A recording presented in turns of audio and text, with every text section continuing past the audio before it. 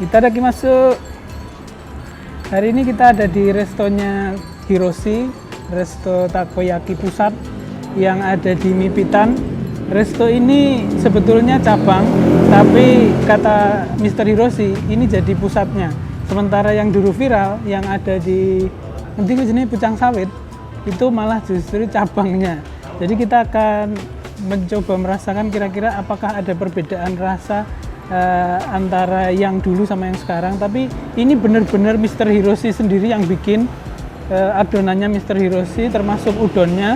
Tadi waktu kita kesini itu Mr. Hiroshi sedang bikin udon sama bikin adonan takoyaki. Jadi ini memang dari tangannya Mr. Hiroshi sendiri, dan ini masih cita rasa Jepang gitu. Jadi kalau rasain nggak sama dengan yang misalnya di pinggir jalan itu, yang ada yang di atas pickup, ada yang di mana, ada yang di resto. Kalau ini asli Jepang, jadi orang Jepang pasti seneng. Kayak misalnya siapa Neji Hyuga, misalnya Hidetoshi Nakata, misalnya Tsubasa Amami, itu pasti seneng sama ini. Kita akan coba. Apakah orang Arab juga seneng sama ini?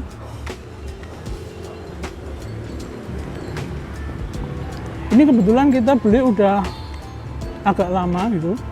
Sementara kalau kita beli waktu masih panas, itu biasanya isinya itu harus kita keluarin dulu supaya agak hangat sedikit. Sementara kalau yang ini tuh ini sudah agak lama karena kita tadi kan juga wawancara Mr. Hiroshi dulu. Jadi kita ya udah agak lama lah. Takoyaki itu kata Mr. Hiroshi itu isinya pasti oktopus. Karena tako itu oktopus ya. Tako itu oktopus.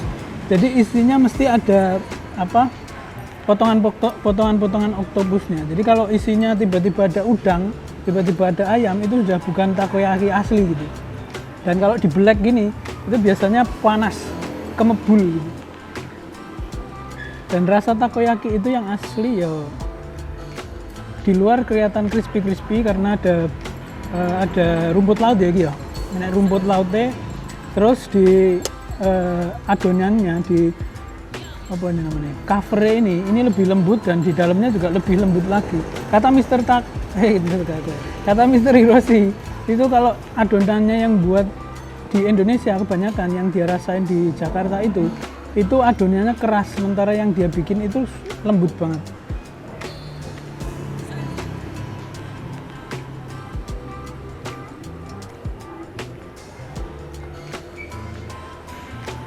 Katanya ini nggak disesuaikan dengan lidah Indonesia ya, tapi nek tak rasa ini masuk di selera orang Indonesia. Jadi kalau kata Mr. Hiroshi itu rasanya nggak dibuat-buat, jadi rasa otentik dari bumbu itu masih muncul di sini, nggak kok dari micin atau apa gitu. Jadi itu yang membuat proses pembuatan ini jadi panjang dan rutin setiap hari kayak gitu. Makanya Mr. Hiroshi kalau ada syuting kayak gini tuh Mr. Hiroshi-nya tuh nggak bisa langsung syuting karena dia bikin sendiri. Kita habiskan itu nanti. Nah, ini 2 pesanan yang kita pesen. Yang pertama itu katsudon, yang kedua udon. Dan di restonya takoyaki Mr. Hiroshi ini selain takoyakinya yang enak, itu ramen dan udonnya juga enak. Saya pernah ngerasain yang di Restorama itu. Nah, yang saya belum itu malah justru katsudon. Jadi kita coba apakah katsudonnya juga enak. Nah, ini katsunya. Ada bukan semacam sih, kayak adonan telur, katsu, terus nasi.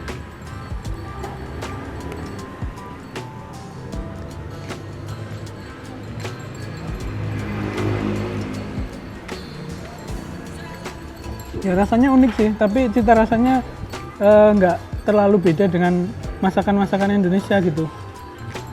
Jadi kalau kesini bawa temen yang masih seneng masakan Indonesia, mungkin bisa nyoba katsudonnya ini. Ini buat makanan sehari-hari juga enak nih. Sekarang kita coba udonnya. Ini apa? Ini apa? Bakwan. Tempura.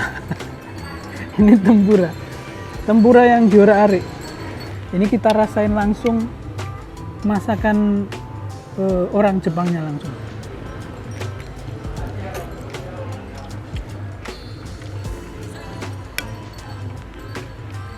Yang beda agak signifikan sebenarnya takoyakinya ya. Kalau udon gini, karena mungkin di sini banyak resto yang udah jualan udon yang enak dan kita rasanya ya hampir sama. Yang terakhir, yang mungkin biasanya kalau di fine dining ini jadi pembukanya ya, jadi appetizer, gyoza. Saya sebenarnya lebih suka gyoza yang basah sih. Kalau yang kering seperti ini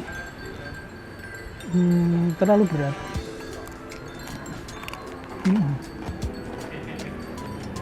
Kalau yang ini ya, jadi isinya itu kayak meledak gitu. Ya kayak kalau kita makan sesuatu itu kejuatannya ada di dalamnya. Jadi itu saja perjalanan kita kali ini, semoga cukup menyenangkan. Dan kemarin yang mau protes soal topi Rusia, hari ini saya pakai topi Belanda, baju Jepang.